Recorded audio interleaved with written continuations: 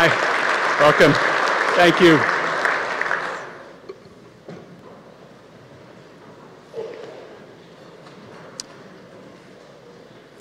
Mr. Speaker, Madam President, members of the Kansas Legislature, members of the Kansas Supreme Court, members of the Cabinet, and my personal favorite that I want to welcome here, the First Lady of Kansas, my wife, Mary. Good to have.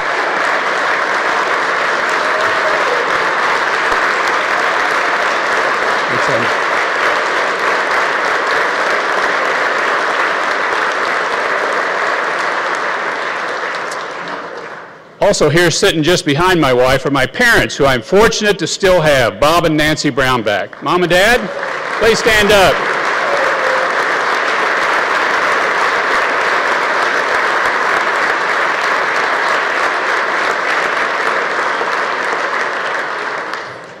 My dad and I were out chopping wood over the Christmas break, and to have a dad that you can still chop wood at my age is an exciting thing to be able to have and a great blessing. My fellow Kansans, welcome. Welcome to the State of the State address, a chance to see old friends, to make new ones, a chance to celebrate the awesomeness of Kansas. The event was once described to me as a beautiful ritual, pageantry, conducted just before the real battle begins. Perhaps it is. So thanks for being here, and thank you for your service, and I deeply mean that. American self-government depends on citizens like you that are willing to give of your time and talents. The American way also depends on the defense of freedom provided by the sacrifice from our men and women in uniform. Always recognizing duty first, America's 1st Infantry Division is celebrating this year the 100th year of their existence. They have played a key role in every major conflict since their founding. Today we have nearly 5,000 Big Red 1 soldiers spread across the world in Iraq, Afghanistan, and Korea. Joining us tonight are senior leaders from the Big Red 1, Fort Riley, Brigadier General Pat Frank and Command Sergeant Major Jonathan Stevens. Let's give them a great Kansas welcome and recognition.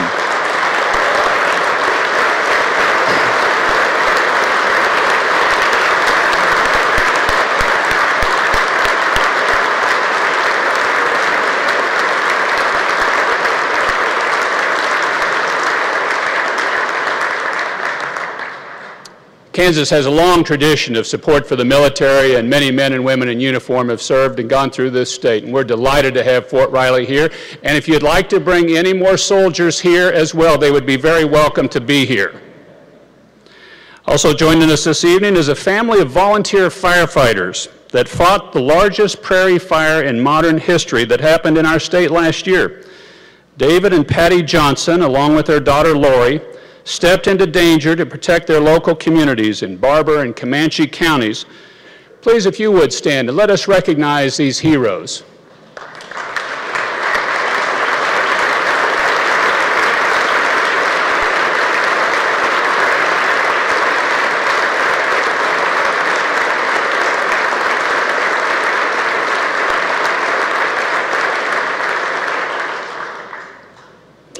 Now, over a third of the members of the legislature are new. This legislature will not only welcome many new faces, but also some familiar faces in new places. Welcome to Ron Reichman, our new Speaker of the House. Welcome, Ron.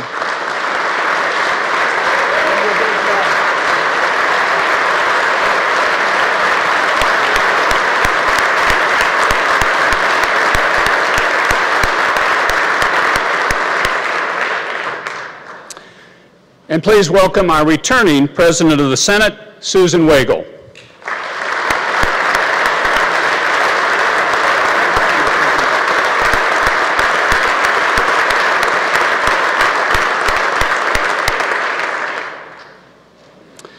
I want to as well recognize our minority leaders, Hensley and Ward. Thank you for being here and thank you for your service.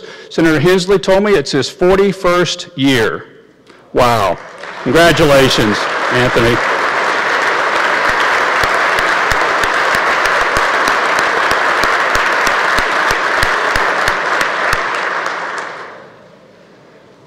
Like the caucuses they serve, they're very different people, but they have something in common.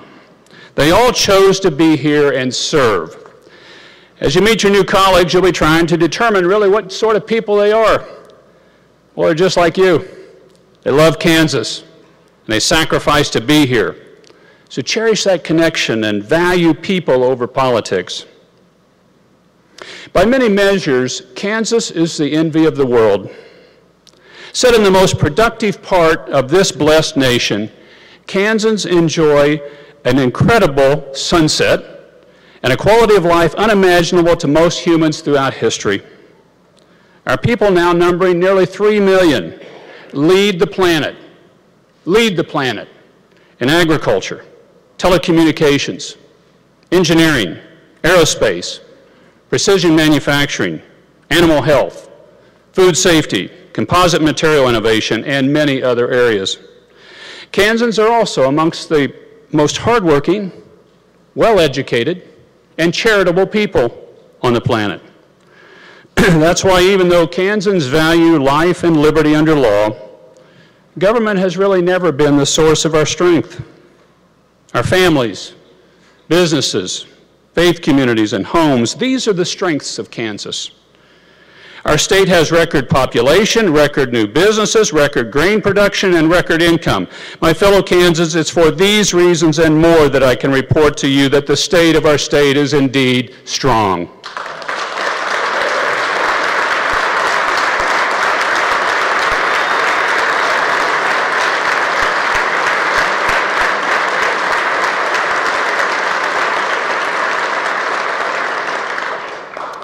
Now, like our ancestors before us, we draw on this strength in times of plenty and in times of hardship. With struggles in key sectors of our state's economy, most notably agriculture and oil and gas, our state government is confronting challenges. Most immediately, we must address the imbalance between state revenues and expenditures. As a first step, I encourage the legislature to put a bill adjusting the 2017 budget on my desk by the end of this month. Working with the relevant chairs and the leadership, we'll have many suggestions as to what that measure should look like. But as the legislature is the spending branch, that work appropriately begins here. Our commitment to you is to support that process and anticipating a workable product to sign it. But the scale of the challenge is such that even this bill will only amount to a first step. That's why tomorrow, Budget Director Sullivan will present in detail a structurally balanced budget. This budget is balanced. Balanced in that it reconciles spending with available revenues. Balanced in that it adequately supports the core functions of state government while finding necessary efficiencies. Balanced in that it addresses both sides of the ledger, revenue and expenditures.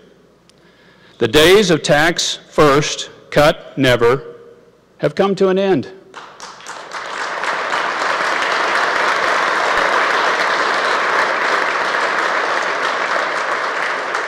And as President Bill Clinton even observed, the era of big government is over.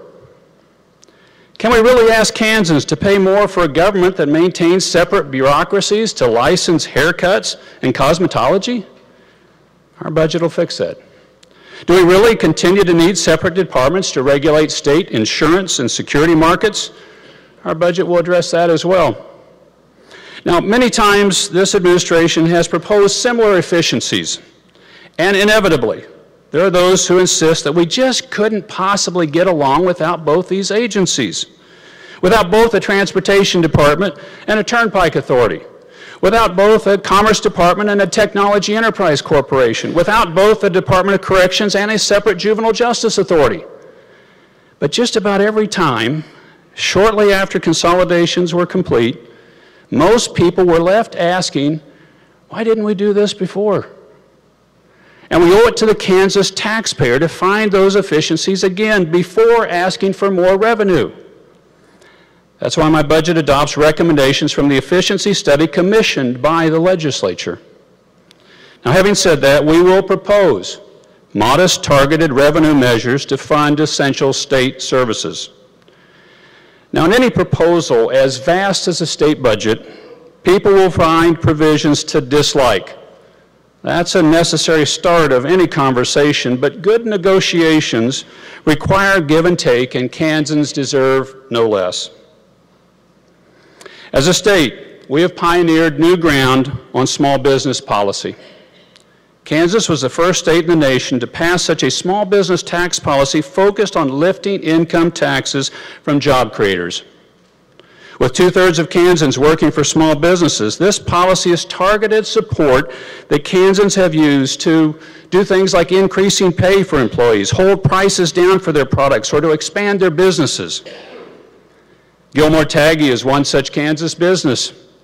Located in Clay Center, they were recently named Kansas Exporter of the Year.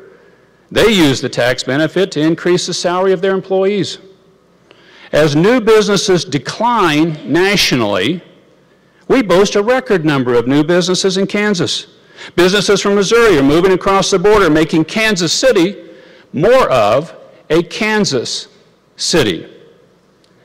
President-elect Trump's tax plan targets small businesses. Speaker Ryan's tax plan targets small businesses in much the same way that ours did. Other states, most notably Missouri, are looking at how to create an economic atmosphere for private sector job growth. The biggest creators of jobs in Kansas and America are small businesses. Hurting them puts us at a competitive disadvantage. The purpose of our small business tax cut has been to increase the number of small businesses and increase private sector job growth. That policy has worked. Now, fortunately for our budget, Kansas had the foresight to reform Medicaid, a policy others are following in other states. Instead of an open-ended fee-for-service program, Kansas became the first state in America to serve its entire Medicaid population through managed care. Thanks to the leadership of Lieutenant Governor Jeff Collier, we've seen more Kansans served than ever before, almost a 25% increase during the time we've been in office, steadier improving health outcomes for beneficiaries, and dramatic cost savings to taxpayers in the amount of nearly $1.4 billion. Now, as challenging as our current budget situation is, imagine if we'd followed the siren song of the Affordable Care Act. Amid much discussion and dissent, our administration determined that early adoption of Obamacare was not in the best interest of Kansas, and we returned a $31.5 million grant designed to establish a Kansas exchange. Some of you may remember this. 6 years later, the wisdom of that decision is obvious. Of the 23 state exchanges established under Obamacare, a majority have failed at a cost of billions of dollars and significant hits to state budgets.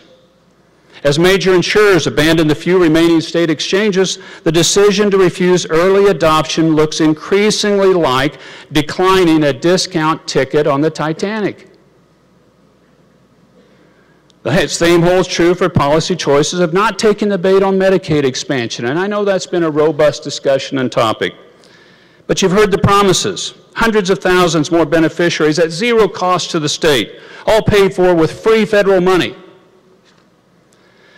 Well, the new Congress and administration in Washington are setting to work repealing and replacing Obamacare, even as I speak, dramatically rewriting the Medicaid program.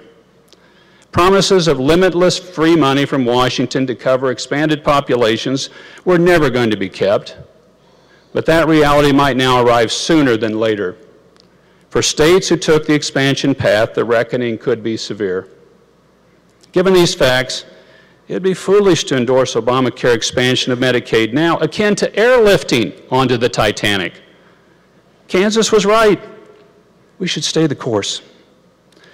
We will, though, continue to be at the vanguard in reform and improvement of our social services delivery.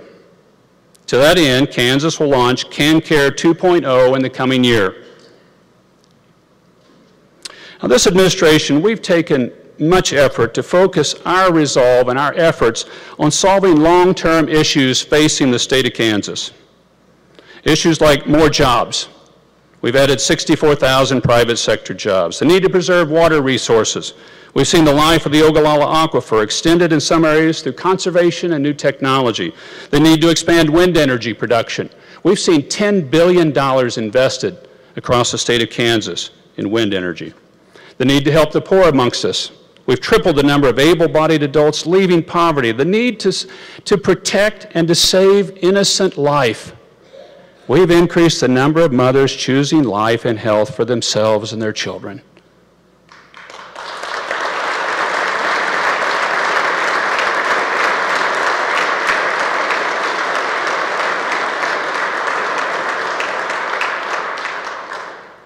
The need to address quality of life issues.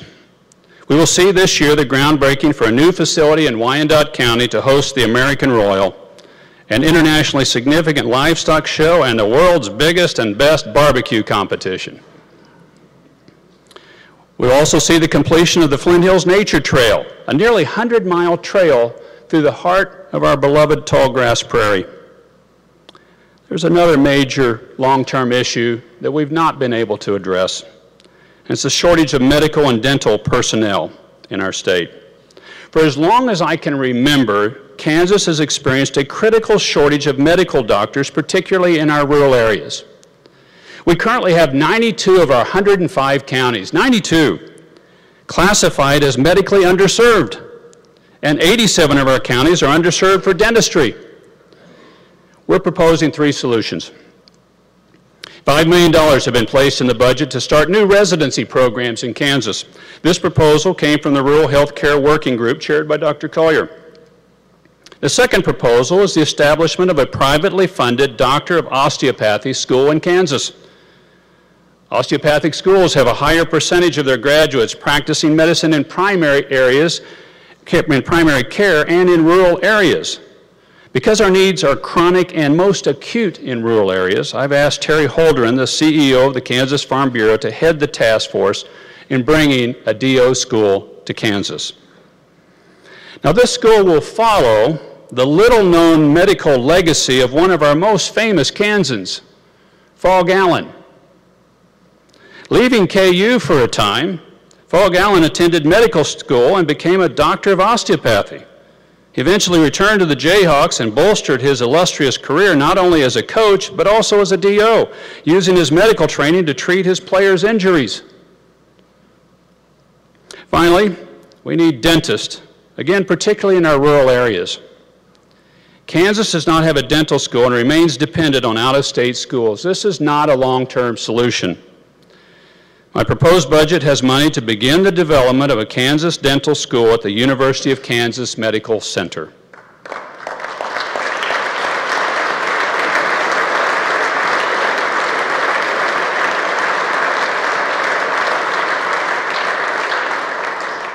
Let us begin working toward the future now, moving forward to address these chronic health care needs of our state. According to the most recent information from the Federal Child and Family Services Review, our state's foster care program was first in the nation in protecting foster care kids from abuse and second in the nation in safely maintaining children in their homes. But other areas require improvement. To that end, we are working with DCF and the Kansas State Department of Education to improve the system for transferring records for youth in foster care. When students in foster care move homes, their school records must also move. This will empower teachers and foster parents to better understand and improve education for students in foster care. Preparing for a brighter future also demands action from the legislature regarding Kansas students. The most significant legislative task you have in front of you this year is building a new school funding system that puts students first.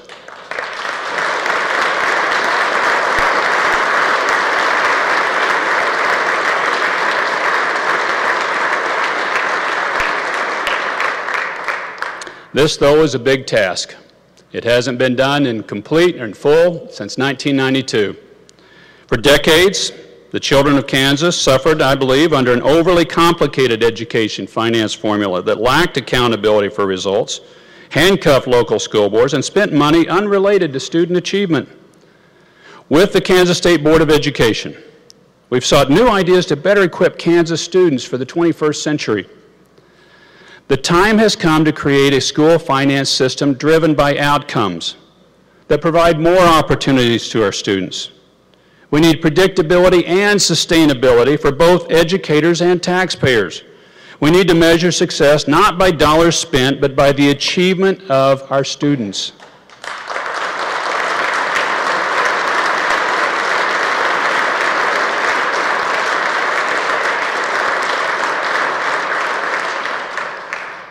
Now is the time, this is the session, for us to craft a new school finance system that puts Kansas students first. Let's get it done.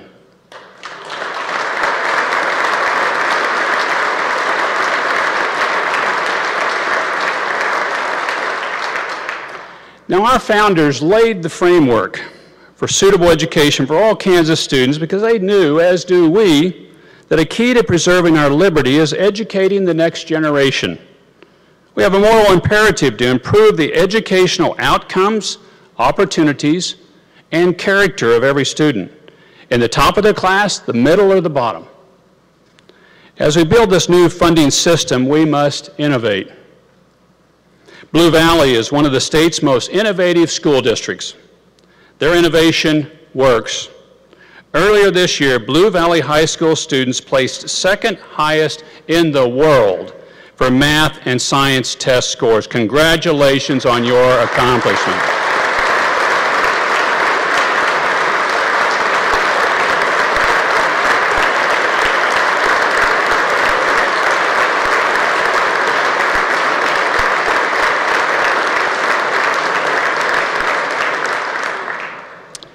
That is a fantastic accomplishment. Now we need more of it. Projects like Education Superhighway pave the way towards connectivity in the classroom so students can begin interacting with the tools of our time. We must prepare today's students for tomorrow's opportunities. Every student in every classroom will have affordable, effective, high-speed internet. That's what we need.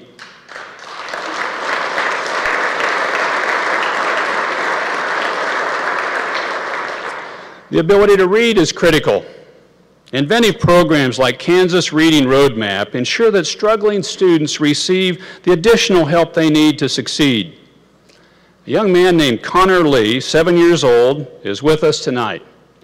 Born with Down syndrome and several health complications, this young man has worked hard to reach goals that come easy to other children.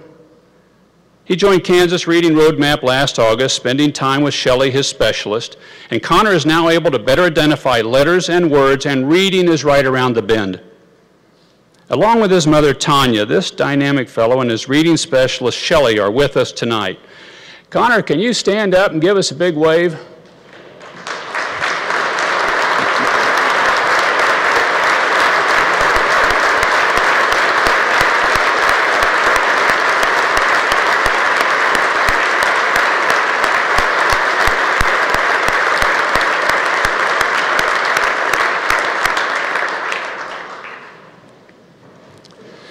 We must also acknowledge and support the tens of thousands of Kansans who, like Shelley, dedicate their lives to educating our children.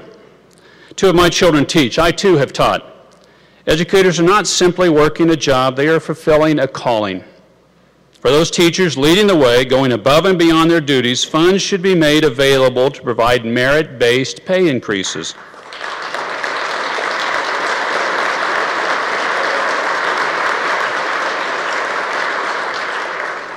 Kansas has been blessed with a large number of talented, compassionate, and motivated educators.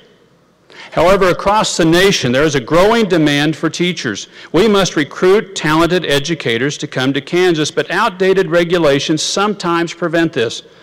Simple reforms in the teacher certification system can create a pathway bringing more teachers to Kansas. We also have a responsibility to build up the next generation of educators. We need the best and brightest students following in the steps of the teachers that inspired them. But college costs can make this difficult. That's why I've announced the launch of Teachers Can, a new scholarship program for Kansas college students. If you're a successful Kansas student and commit to teaching in a hard-to-fill discipline or underserved community, we will help equip you to become a teacher of tomorrow.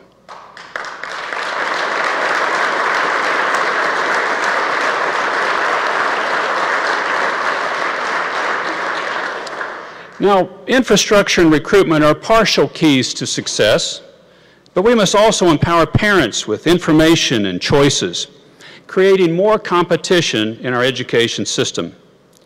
For parental information and transportation, we should create a grading system for our schools to measure and report their status to the public. Parents have the right to know how the performance of their child's school compares to other schools. The zip code in which you are born should not determine the quality of education you receive.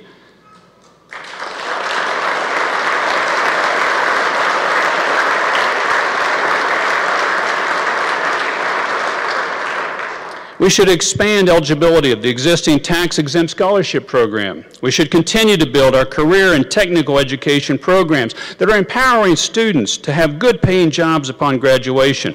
And we should support education savings accounts that create opportunities for parents and students to improve their academic options. Now, capping the education of many Kansas students is a college degree. Yet, while many of our students possess the academic ability to attend college, the financial cost of a bachelor's degree can prove prohibitive. Kansans deserve access to an affordable college option.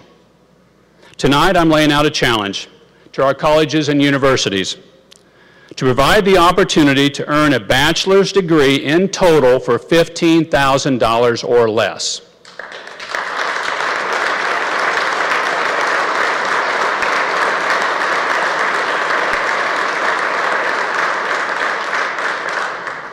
Now, while the challenge is great, the potential achievement is even greater.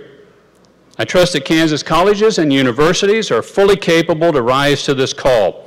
With success in this field already proven in other states, my budget fully funds 50 student scholarships to the institution that first accomplishes the $15,000 degree. There's much work to be done, both in K-12 and higher education, but I'm confident that by working together, we can create greater opportunity and a brighter future for our students. Now, you might be familiar with the story of Benjamin Franklin at the end of the Constitutional Convention. He was the oldest delegate in attendance and had not spoken often during the convention, but in his final speech, he stated this: "I confess that there are several parts of this Constitution which I do not now at present approve, but I am not sure I shall never approve them. The older I grow, the more apt I am to doubt my own judgment and to pay more respect to the judgment of others. The judgment of others has brought each of us here. We owe them our wisdom, our labor, and progress." Now, including my time as Secretary of Agriculture, White House Fellow, Congressman, Senator, and now Governor, this will be my 30th year in public service.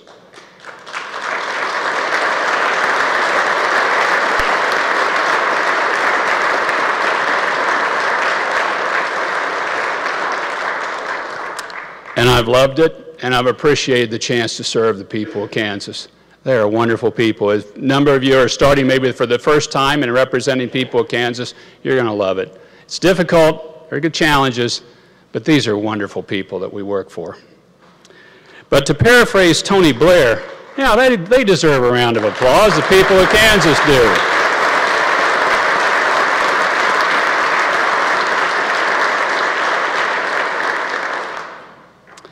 To paraphrase Tony Blair, though, he once said, "The danger of longevity in government is fatigue. The benefit is experience." I don't know, Anthony, what do you think? That's probably right, and I think it's about right, too. If you'll permit me some brief words of advice, that would be this: make relationships your priority, and always do things with the long view in mind. Relationships should be the priority, and have the long view as what you're really keeping in mind. Every day, a legislator faces the tyranny of the ringing phone and the inbox, flooding with emails, the urgent crowding out the important. But it is in relationships that we actually get the work done. I've been blessed with many close relationships in my life, my wife being the most important. Many here I've had the chance to grow close with in good times and in bad. One of those relationships is here tonight, Mario Goico. He's a friend, a former legislator, and I say this very affectionately, all-around good guy. Mario, where are you?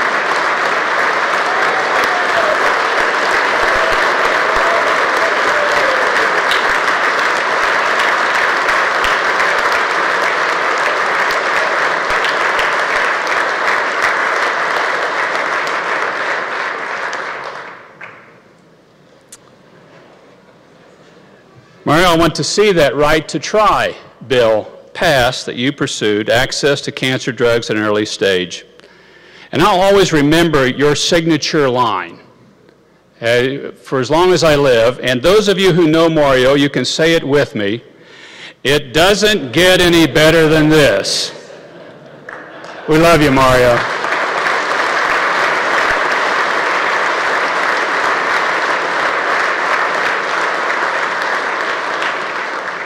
But that's my point. Long after we're gone from here, what we'll remember are the relationships and the people that were there. There'll be policy disputes, there'll be policy fights. We've got plenty of those that are going to go on. But it's the people. That's what matters, and it's people dealing from the heart. And we're going to have lots of disputes, but I hope we all can work on those pieces of it, because that's what we're going to remember. That's the good stuff. Let me close with a thought on the great seal of our state. You've heard often of our state motto, ad astra per aspera, to the stars through difficulty, a fitting motto for people like ours who have accomplished much and none of it easy. One of the alternatives mottos that was nearly accepted were the simple words, we will. Not a bad choice either for such a determined and blessed people as we've been. The picture on the seal represents many aspects of our states, past and present. The buffalo, Native Americans, the steamboats, settlers, farmers, and of course the home on the range. But the visual that most catches my eye is the part of the seal easiest to ignore or even to escape a notice altogether. It's the glow of the rising sun, a glow that's both brilliant and oddly tranquil, almost otherworldly. Quite a contrast to all the action it oversees. That glow speaks to me of a future full of light and peace that we will only achieve through difficulty, a future even beyond the stars. This is the place our destiny lies, a place sung of in countless churches, synagogues, and places of worship across our vast prairie. Kansas is a blessed place. This is a good land. Let us never forget the God of our forefathers who blessed it and us. And let our eyes never lose sight of the glow from that heavenly place where peace reigns forevermore. May God continue to bless the people of our home, Kansas. Thank you.